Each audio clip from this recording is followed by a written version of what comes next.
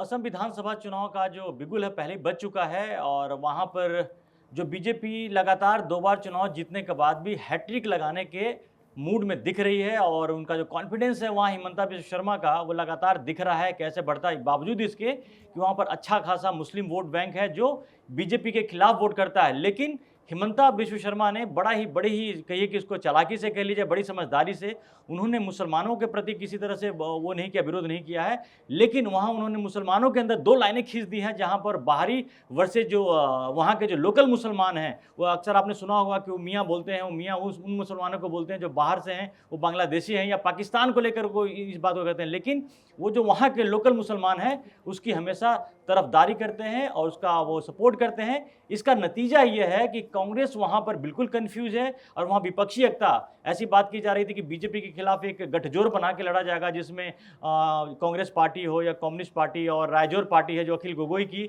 वो सब मिल करके। हालांकि एआईडीयूएफ जो पहले कांग्रेस के साथ उनका गठबंधन भी होता था, लेकिन इस बार दोनों के बीच में गठबंधन होने की कोई संभावना नहीं है। तो यानी कि साफ साफ दिख रहा है कि वहाँ जो विपक्षी एकता है आसाम में वो बिल्कुल बिखरी है और हिमंता बिस्वा शर्मा का जो कॉन्फिडेंस है वो हाई है और वो हैट्रिक लगाने के लिए तैयार हैं। लगातार वो दूसरी बार मुख्यमंत्री बनेंगे, पहली बार में वो मुख्यमंत्री नहीं बने थे, लेकिन वहां उनको माना जाता है कि सिर्फ आसाम के ही नहीं बल्कि पूरे नॉर्थ ईस्ट के जो बीजेपी को बढ़ाने में उनका बहुत बड़ा हाथ रहा है। और एक समय जो कांग्रेस के असेट से सचिन हिमंता, आज देखिए कि उनका कॉन्फिडेंस देखिए कि जहां पर माना जाता है कि करीब 35%, 33-35% जो मुसलमानों का वोट है वहां पर बीजेपी मेजोरिटी के साथ जीतती है और वहां किसी तरह से वो नहीं है कि बंगाल वाली हालत नहीं है कि हाँ, वहां पर बिल्कुल। वो करके। तो ये इन्होंने लाइनें खींच दी है, वो मियाँ वर्सेज जो लोकल मुसलमान के हाँ, बीच में वाह। फिर से लाइन उन्होंने खींच दी है। और दूसरी सबसे बड़ी बात उन्होंने हिमंता ने ये कह दी कि कांग्रेस के जितने मुस्लिम जो उनके नेता हैं वही बचे रहेंगे, हिंदू चले जाएंगे। जैसे भूपेंद्र बोरा चले गए तो कांग्रेस के लिए इतना बड़ा सेटबैक है और जो विपक्ष तो आप समझिए खंडित हो गया फिर पहले ही।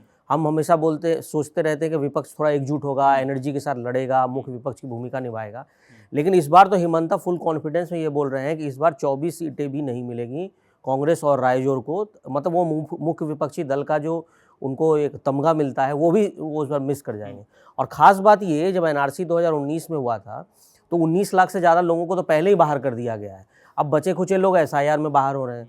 तो ये विपक्ष के लिए बड़ा मुश्किल है कि जो बचे खुचे जो मियाँ वर्ड है जो हिमंता यूज कर रहे हैं बाहरियों के लिए, उस वोट में अपने लिए, अपना पार्टी के लिए अपने वोट निकालना और उस जगह पर उस शामिल होकर और अच्छी सीटें ले आना, ये मुझे लगता है बड़ा मुश्किल होगा विपक्ष के लिए। खासकर एआईयूडीएफ, वो भी, उनको भी लग रहा है 3-4 सीटें मिल जाएं, राजौर को भी लग रहा है कुछ 2-3 सीटें मिल जाएं, या वो तो 10 की उम्मीद लगाए हैं।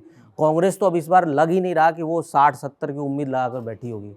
मतलब ये लोग मुख्य विपक्षी दल की ही लड़ाई लड़ रहे हैं मुझे हाँ, लगता है। वो कहीं दिख नहीं रहा है। एक समय में तरुण गोगोई जब तक वहां पर थे, कांग्रेस काफी मजबूत थी, लेकिन उसके पीछे का भी जो कहते हैं ना कि मास्टरमाइंड जो दिमाग था वो माना जाता था कि हिमंता का ही है। और कांग्रेस ने एक ऐसे नेता को जो कि उनके सत्ता में उनको मुख्यमंत्री बन सकते थे कांग्रेस की तरफ से, उनका उन्होंने अपमान किया। तो आज देखिए बीजेपी में चले गए और सिर्फ कांग्रेस से बीजेपी को सिर्फ उन्होंने आसाम में नहीं पूरे नॉर्थ ईस्ट में एक्सपेंड किया है और उनका कॉन्फिडेंस बिल्कुल है। एक चीज और भी है वहां पर, देखिए अब क्या है कि नॉर्थ ईस्ट में एस्पिरेशन बहुत बढ़ गया है, डेवलपमेंट के जो काम है। बाकी ये भी माना जाता है कि बीजेपी की सरकार आने के बाद केंद्र में नॉर्थ ईस्ट में बहुत डेवलपमेंट हुआ है, बहुत सारी ऐसी चीजें, पुल बने हैं जो लोग काफी मतलब कई दशकों से इंतजार कर रहे थे। तो उनका एक तो डेवलपमेंट का एजेंडा है और दूसरा नॉर्मली होता है कि हिंदुओं में जो बांट की जाती है, लेकिन वहां पर उल्टा जो रिवर्स जो कर रहे हैं कि मुसलमानों में उन्होंने एक लाइन खींच दी है और इसका काफी इंपैक्ट है भी। क्योंकि एक जमाने में आप सचिन देखिए कि आसाम की कुछ ऐसी, आसाम एक जमाने बहुत ही रिच स्टेट में हुआ करता था, वहां पर चाय के बागान वगैरह वहां थे, स्टेट थे वहां पर।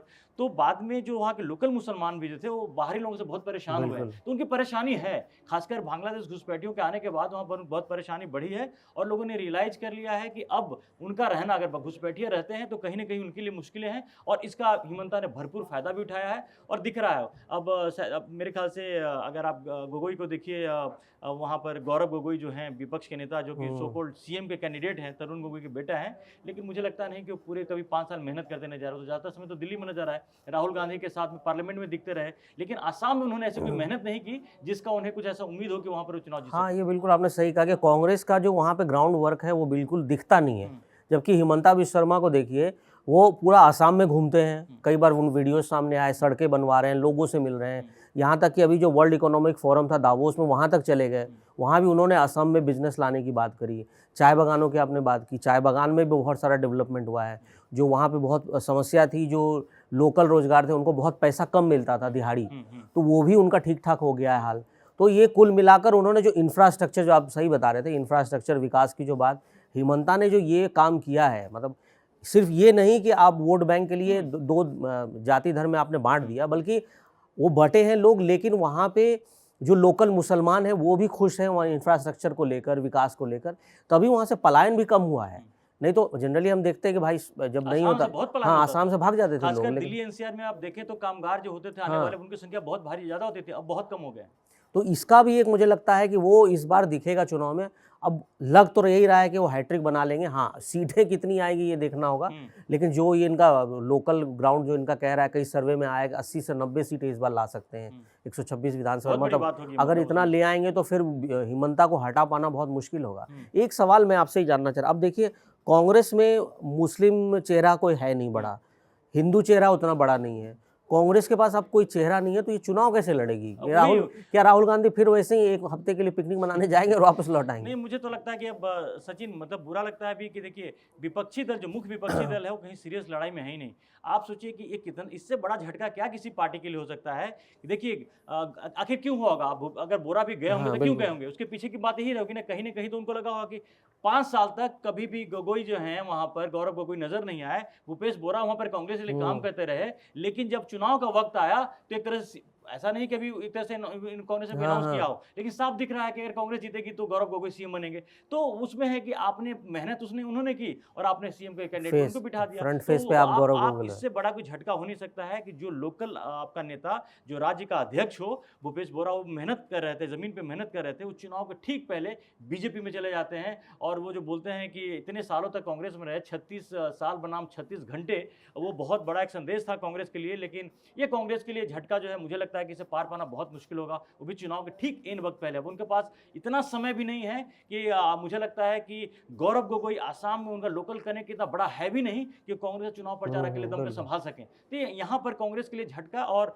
आप सही, जो मुझे तो लगता है कई बार सर्वे पिछली बार कुछ 62 या कुछ सीटें, इस बार से ज्यादा लगे, वो लग रहा है, क्योंकि विपक्ष अभी इतनी कमजोर हो और खासकर सामने मुख्यमंत्री इस तरह से दहाड़ रहे हो और बहुत तेज नेता माने जाते हैं कि हिमंता ने सिर्फ भाषण नहीं दिया, उन्होंने काम किया है। और बीजेपी की one of the best performer ministry उनकी भी गिनती होती है, योगी आदित्यनाथ के साथ उनकी भी गिनती होती है, तो वहां पर कांग्रेस के लिए मुश्किल तो है भी। हाँ, और दूसरा ये है कि अब जैसे आप बता रहे, भूपेन बोरा की बात कर रहे हैं, तो जैसा हिमंता विश्व शर्मा का चैप्टर कांग्रेस के लिए बहुत बड़ा सेटबैक रहा, मुझे लगता है जो भूपेन बोरा है वो भी वो सेकंड सबसे बड़ा सेटबैक होगा कांग्रेस के लिए। और खास बात ये है कि भूपेन बोरा को ये बात मालूम है कि वो बीजेपी में जाने के बाद उनको सीएम पद मिलना नहीं है। अब वो किस उम्मीद में गए हैं ये पता नहीं, लेकिन इतना तो तय है कि जिस समय चुनाव है उस समय कांग्रेस उनको आगे रखना चाहिए फ्रंट फेस पे, और उनको बताना चाहिए कि भाई आप सीएम कैंडिडेट नहीं, डिप्टी सीएम भी हम बना सकते हैं, बड़ा पद दे सकते हैं। उनको किसी तरह का मिला नहीं, इसीलिए गए। और आप देख लीजिए कि अपने कांग्रेस की जो बची खुची उम्मीद थी, मुझे लगता है कि भूपेन बोरा के साथ ही वो खत्म हो गई है, मुझे ऐसा लगता है। और बाकी जिस तरह के कॉन्फिडेंस के साथ हिमंता लगे हुए हैं वहाँ पर, और एक तरह से तितर बितर, जो विपक्ष भी काफी तितर बितर, आप देखिए ना, एआईयूडीएफ में काफी उनका उनकी शक्ति छिन्न भिन्न हो गई है। छिन्न भिन्न होने की वजह क्या हुई है कि जो वहाँ से जितने घुसपैठिए बाहर हो गए हैं, उससे उनकी स्थिति कमजोर हो गई है। और एसआईआर, जो बार बार हम बात करते हैं कि किसी विधानसभा चुनाव में, खासकर जो ऐसे स्टेट्स जो बॉर्डर स्टेट्स हैं, वहां पर एसआईआर का इंपैक्ट बहुत ज्यादा होने वाला है। बिहार में भी हुआ है, बंगाल में भी होगा, आसाम में भी होगा, और जो 80-90 सीट का जो वो आ रहा है, शायद उसका सबसे बड़ा वजह भी हुई होगा। तो इसलिए हिमंता बिल्कुल कॉन्फिडेंट दिख रहे हैं, कांग्रेस में वो आत्मविश्वास दिख नहीं रहा है। गौरव गोगोई दिल्ली से आसाम पहुंच तो गए हैं, लेकिन वो कितना वो कांग्रेस को आगे खींच के लेके जाएंगे ये देखना बाकी रहेगा। तो अब आसाम पर हमारी नज़र बनी रहेगी, हम आपको अपडेट्स देते रहेंगे। अभी तक आपने कड़क को सब्सक्राइब नहीं किया है तो जल्दी जाकर सब्सक्राइब कर लें। फिलहाल के लिए धन्यवाद।